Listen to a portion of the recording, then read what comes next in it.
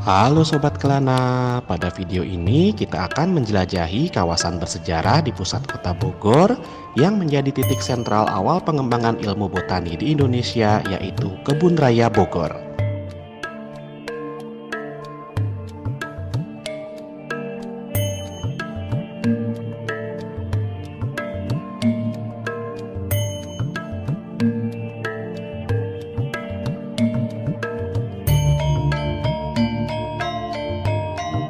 Bagi warga Jakarta dan sekitarnya, kota Bogor merupakan salah satu kota yang dijadikan destinasi wisata.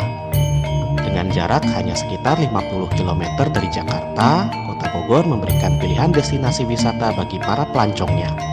Salah satu destinasi wisata unggulan yang terletak di pusat kota Bogor adalah Kebun Raya Bogor. Kebun Raya Bogor memang berada tepat di pusat kota Bogor, dikelilingi oleh jalan utama di kota Bogor, juga berdekatan dengan istana dan balai kota Bogor. Kebun raya yang sudah berusia lebih dari 2 abad ini merupakan kebun botani tertua di Indonesia, bahkan di Asia Tenggara. Bahkan, berdasarkan catatan sejarah, dalam prasasti batu tulis yang dikeluarkan oleh Prabu Surawisesa pada tahun 1533, disebutkan adanya hutan Samida yang berada di pusat kota Pakuan Pajajaran. Prasasti yang didedikasikan untuk memperingati 12 tahun mangkatnya Sri Baduga Maharaja tersebut mengidentifikasikan keberadaan hutan Samida beserta aturan di dalamnya yang diinisiasi oleh Sri Baduga Maharaja. Sampai saat ini, istilah Samida masih mengundang tanya. Para peneliti sejarah terus berupaya menggali berbagai dokumen tinggalan masa lalu yang terserak untuk mengungkap informasi yang masih harus diluruskan. Bila menilik sejarah masa lalu, di Tatar Sunda ternyata telah dilakukan upaya-upaya besar seperti pembuatan hutan untuk kepentingan perlindungan dan pembuatan telaga suci. Juga membuat jalan batu yang diistilahkan dengan ngabalai, serta membuat pegunungan. Penguasa Sunda saat itu sudah memiliki dimensi ekologi dalam merancang kotanya untuk keberlanjutan jangka panjang.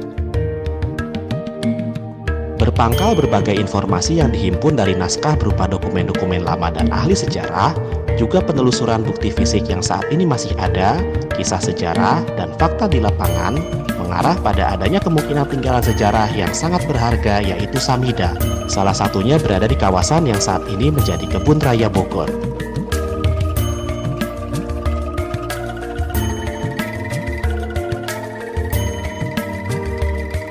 Samida merupakan hutan konservasi yang didirikan pada masa kerajaan Sunda oleh Prabu Siliwangi atau Sri Baduga Maharaja.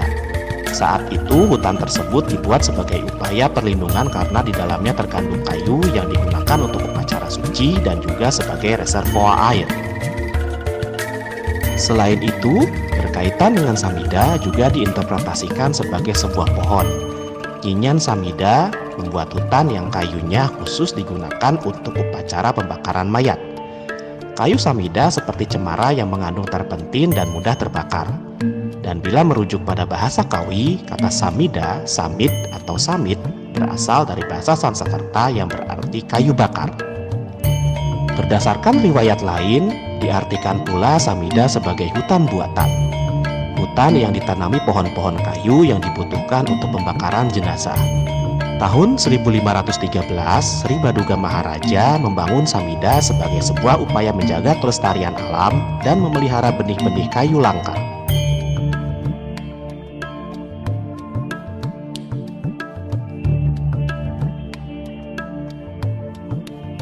Selain itu, diduga juga hutan buatan tersebut diperuntukkan sebagai benteng pertahanan alam sebagai kamuflase dari serangan Jayakarta.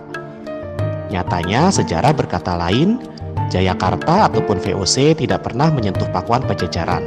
Kerajaan Sunda justru runtuh akibat serangan pasukan Banten yang dipimpin oleh Maulana Hasanuddin. Setelah itu, dalam waktu yang lama, kawasan Pakuan seolah terlupakan sebagai daerah tak bertuan.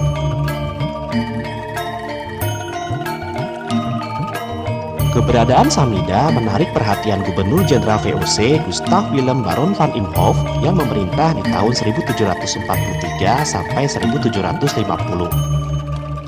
Di areal Samida, kebun botani warisan Pajajaran itu Gubernur Jenderal Van Imhoff membangun Istana Bogor dengan taman luas dan indah di mana hingga tahun 1942 berturut-turut menjadi tempat kediaman para gubernur jenderal Belanda di Indonesia.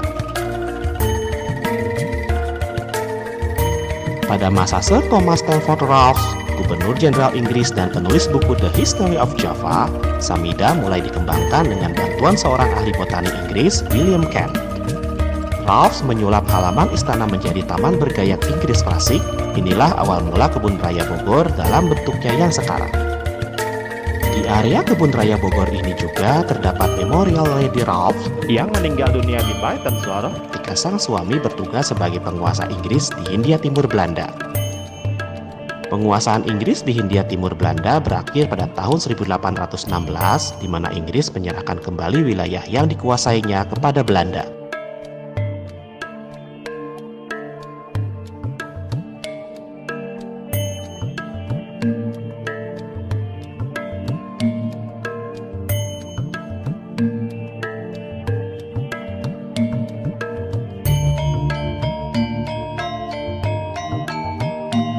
Selain Memorial Lady Raffles, di area Kebun Raya Bogor juga terdapat Komplek Pemakaman Belanda.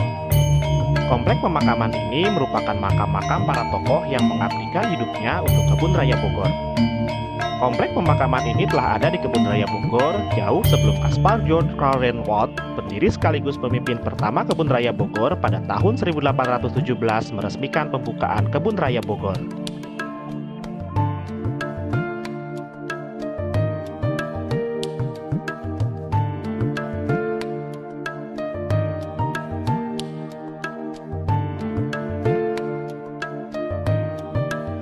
Pada area pemakaman terdapat 42 makam, 38 diantaranya memiliki identitas, sedangkan sisanya tak dikenal. Di antaranya makam Dominique Jacques de Mirens, seorang gubernur jenderal yang menjabat tahun 1836 sampai 1840, Meneer Arie Prince, yaitu seorang ahli hukum yang pernah 2 kali menjadi pejabat sementara sebagai gubernur jenderal Hindia Belanda. Selain itu, ada pula 2 orang ahli biologi yang meninggal pada sekitar tahun 1820-an dalam usia muda. Namun, keduanya dikuburkan dalam satu makam. Mereka adalah Heinrich Kool dan J.C. van Hasselt, yaitu anggota The Nederlands Organisasi voor Wetenschappelijk Onderzoek yang dikirim ke Indonesia untuk bekerja di Kebun Raya Bogor.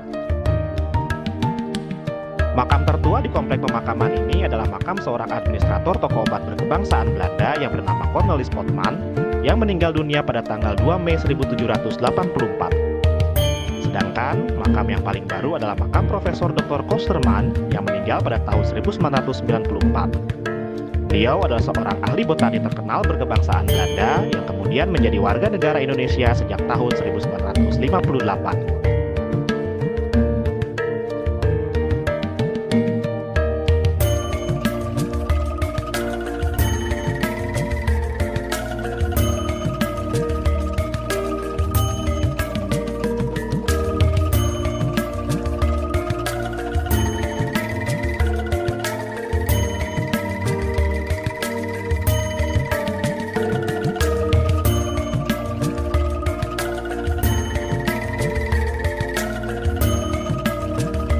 Kehancuran ekonomi Belanda akibat perang yang terjadi di abad ke-18 dan ke-19 membuat pemerintah Belanda beralih strategi dengan mengembangkan ilmu pengetahuan.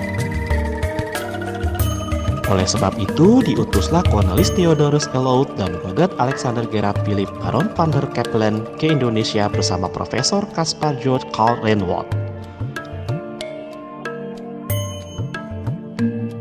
Renwoud merupakan seorang penasihat berkebangsaan Jerman yang kemudian pindah ke Belanda dan pada tahun 1816 diangkat menjadi Direktur Pertanian, Seni, dan Pendidikan untuk Pulau Jawa. Setibanya di Hindia Belanda, Renwoud memulai riset dalam bidang ilmu tumbuh-tumbuhan. Ketertarikannya terhadap tanaman, terutama untuk pengobatan. Hal itulah yang kemudian membawanya melakukan eksplorasi tumbuhan dan mengembangkan pertanian yang memang menjadi tugasnya di Hindia Belanda. Pada tanggal 15 April 1817, Renwoud berkirim surat dan mengungkapkan gagasannya kepada Gubernur Jenderal van der Capellen untuk mendirikan kebun botani. Van der Capellen pun setuju. akhirnya secara resmi Van der Capellen mendirikan kebun raya yang bernama Landsplantentuin te Battensor. Reinwald berperan sebagai pengarah pertamanya dari tahun 1817 sampai 1822. Kesempatan tersebut digunakannya untuk mengumpulkan tanaman dan benih-benih tanaman dari berbagai pelosok Nusantara. Dampak diresmikannya Kebun Raya Bogor sebagai pusat riset tumbuhan menjadikan Kebun Raya pusat pengembangan pertanian dan hortikultura di Indonesia. Diperkirakan pada masa itu sekitar 900 jenis tanaman tumbuh di kebun tersebut. Pada tahun 1822, Reinwald kembali ke Belanda dan digantikan oleh Dr. Carl Ludwig Bloem yang melakukan inventarisasi tanaman koleksi yang tumbuh di kebun. Ia juga menyusun katalog kebun yang pertama dengan berhasil mencatat sebanyak 912 spesies tanaman. Pembangunan kebun ini pernah terhenti karena kekurangan dana, tetapi kemudian dirintis lagi oleh Johannes Elias Deisman pada tahun 1831, seorang ahli kebun Istana Gubernur Jenderal Johannes van den Bosch. Dibantu oleh Justus Karl Haskell, Deisman melakukan pengaturan penanaman tanaman koleksi dengan mengelompokkan menurut suku atau familia. Hal ini merupakan sebuah kerja keras, di mana sebagian koleksi Kebun Raya Bogor harus ditanam ulang dan memindahkan beberapa pohon yang terlalu besar, memberi label merah untuk menandai tanggal penanamannya yang masih dapat kita lihat hingga sekarang. Selama masa jabatannya, Deisman berhasil membawa ribuan spesies tumbuhan ke Kebun Raya Bogor dari perjalanan-perjalanannya ke berbagai negara.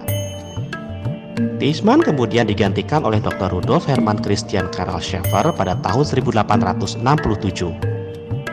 Pada masa kepemimpinan Profesor Dr. Melchior Troob, pada tahun 1890-an, Kebun Raya berkembang menjadi sebuah institusi ilmiah profesional dengan pengetahuan alam tropis di Hindia Belanda.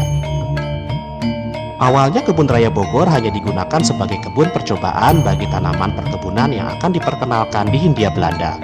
Namun pada perkembangannya, pendirian Kebun Raya Bogor nyatanya mengawali perkembangan ilmu pengetahuan di Indonesia, sekaligus sebagai wadah berhimpunnya ilmuwan terutama di bidang botani di Indonesia secara terorganisasi.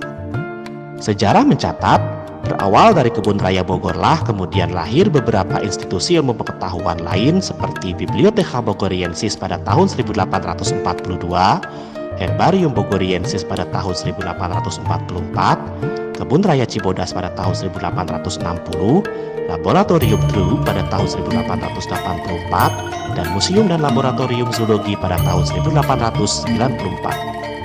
Berinduk dari Kebun Raya Bogor, saat ini di Indonesia telah dibangun 27 kebun raya di 20 provinsi. Selain itu, bermula dari Kebun Raya Bogor, di Indonesia lahir berbagai institusi dan kementerian yang berkaitan dengan tanaman dan produksi turunannya, semisal Kementerian Pertanian, Kementerian Kehutanan dan Lingkungan Hidup, Kementerian Kelautan, serta Kementerian Perindustrian dan Perdagangan. Demikianlah kisah Samida sebagai hutan kuno yang dilindungi, menguatkan adanya upaya konservasi yang dilakukan sejak abad ke-15 di wilayah Tatar Sunda dan keberadaannya di Kebun Raya Bogor. 500 tahun yang lalu, leluhur Sunda telah mengajarkan bagaimana hidup berdampingan dengan alam. Dengan melestarikan alam, kehidupan manusia pun akan lestari. Sekian penelusuran suara Kelana kali ini, semoga kita bisa menjaga dan melestarikan warisan budaya yang ada di sekitar kita. Terima kasih sudah menyaksikan video ini, dukung terus channel ini dengan klik tombol like dan subscribe. Jangan lupa untuk komen dan share sebanyak-banyaknya ya. Tetap sehat, tetap semangat, supaya kita bisa terus berkelana, karena ada makna di balik kelana, ada kisah di balik jelajah.